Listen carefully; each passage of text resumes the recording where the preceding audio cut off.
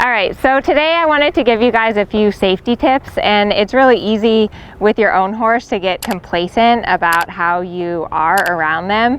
But particularly if your horse is like excited and you're at a horse show, or if you're working with a horse that you don't know, it's really important to keep these safety tips in mind. So the first thing that I see a lot of times that can get you kicked is how you handle their legs. So one thing that's really important, I'm going to show you here with Don Carlos, is that if you are going to pick up a foot, or if you're going to put a boot on your horse's hind leg, it's really important that you work your way down to the leg. So you always want to start by kind of like touching your horse on the shoulder and then work your way down to the leg if you want to pick up their foot or to put a boot on. So what I see a lot of people do is they just like walk up to the horse and then just touch the leg. And with a horse that's young or that doesn't know you, they could kick out when they feel you just touch the bottom of their leg. So like if I'm going to come up to a horse and I'm going to put a boot on his hind leg, I'm going to start from the hip and then kind of stroke my way down the leg and put the boot on him. But I would never just walk up and just right away grab onto his leg, because I've had horses before that will just like jerk their leg up and kick you. So that's really, really important to consider. Horses, when they kick, they're really fast about it. I've gotten kicked before, and half the time you don't even see it coming. It just comes out of the blue where they just whack you. So let me know in the comments if you've ever gotten kicked before, because it's not a fun thing. Okay, safety tip number 2 has to do with how to properly bridle your horse. So first thing is that you want to take your horse out of the cross ties. I see a lot of people that this is like the worst thing to do, where they do this and then they put their horse's halter on like this, and the horse starts like leaving and the halter's around their neck. So this is very dangerous. Don't do that. So if you have a young horse or a horse that you're just getting to know that's not good with bridling, it's always really important to put the lead rope on and then take the horse out of the cross ties completely. And then you want to get your bridle in your other hand. So one thing that I find very important is that you teach your horse to lower their head in order to put the bridle on. I see a lot of people that their horse's head is up here and they're like getting a stepping stool and trying to reach up here to put the bridle on, which is completely unnecessary, because your horse puts their head down to eat every day. So there's no reason that they can't be taught to lower their head for the bridle. So you're going to put your hand, one hand on the pole, one hand at the bridle, and you're going to teach your horse to release to this pressure. So I'm going to put a little pressure. I want him to release that head down. Now once his head is down, I'm going to put the reins over his neck. So that's step number 2. So now I have the halter and the reins on my horse. You never want to just take everything off of your horse, because if they're at a show and they go to leave, they're going to get loose. Now you have 2 choices. If your horse is good, you can take the halter off at this point, but if your horse is still a little anxious, I recommend leaving the halter on, and you just take the halter off of their nose and then put it around their neck. So now I have the halter and the reins around my horse's neck. This way, if he goes to leave, I can easily get him back.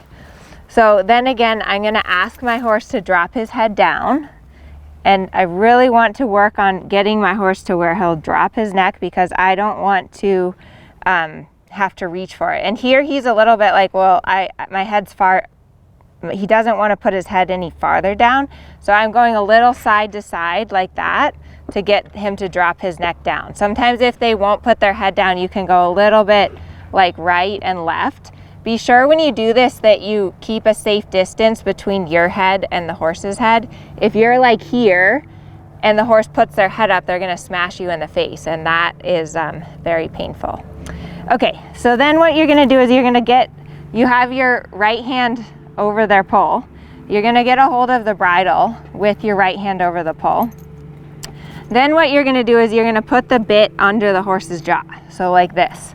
Okay, so this way, if my horse goes to leave or get distracted, I can easily get him back. Now once I have this, I'm going to put my thumb through the ring of the bit, and I'm going to use my thumb to get the horse to open the mouth. So I'm going to slide the bit so that the bit is like near his teeth opening, but not touching his teeth. You don't want to bang their teeth with the bit. I'm going to put my thumb in the corner of his mouth. When he opens, then I'm going to pull up with my right hand. So now I have the bit in his mouth. Then when you put the bridle over their ears, it's really important that you don't like pull their ears through, because their ears are like our ears, and if you bend their ears, it really hurts. So you want to point their ear straight forward, do the outside ear first, and then slide the crown piece over. So again, point the ear straight forward and then slide the crown piece over the pull. And then you can take the halter off. Once you have the bit in their mouth, then you can take the halter off and then finish fastening the rest of the attachments. So this is like really important that you properly bridle your horse, because one is that you want it to be a good experience for your horse. If you're pulling their ears and hitting them in the teeth with the bit, a lot of times that is why they won't take the bit for you. And you also want to be safe about it so that your horse doesn't accidentally get loose and like run around the property. It's also a really important time where you're kind of establishing the tone for your ride, and when you're establishing that the horse is submissive to your aids. Working on this pull release where you get your horse to drop their head down like this is really important to get your horse to relax, and also just to get your horse to submit to you. So keep that in mind and work on proper bridling technique. Okay, so safety tip number 3 has to do with mounting, and this is another place that it's important that you are aware, because things can go bad very quickly. Sometimes, like when you're getting off, if the horse gets scared, or if something happens or they're not ready to accept you on their back, things can get bad rather quickly. So once your horse is lined up to the mounting block, that's a whole nother video we should do, but it's really important that before you get on is that you make sure to have your reins short. So I get both my reins in my left hand, and you notice that I'm not pulling on him, because if you start pulling on your horse, they're probably going to get fidgety and back up. But you want to have your reins short enough so that if your horse goes to leave, that you can tell him to stay with you. Then the next thing is that I also grab a hold of the mane. So I have the reins and my horse's mane in my hand, so that I can pull a little on the neck to help me get on. You don't want to pull on the saddle, because that could pull the saddle too much off to the side, and be sure your girth is tight enough. I didn't mention that before you get on. Then the next thing I do before I get on is I just kind of read my horse a little bit and make sure that they seem relaxed, you know, that I can like pet him, that I can kind of slap the saddle, that I can touch him on the butt. If your horse is like freaking out when you pet the other side or touch him on the butt, you need to work on that before you get on your horse. Then once I have this kind of going, and here he backed up a step, so I'm going to say no, take a step forward. So once I have this, then I'm going to put my left foot in the stirrup. I have my right hand on the back of the saddle, and then I'm just going to swing over. And it's important that you land soft in the saddle. So you don't want to just like slap down on your horse. You want to land really softly on their back, because their back is sensitive. So if you just slap in the saddle, it's not going to be a pleasant experience for him.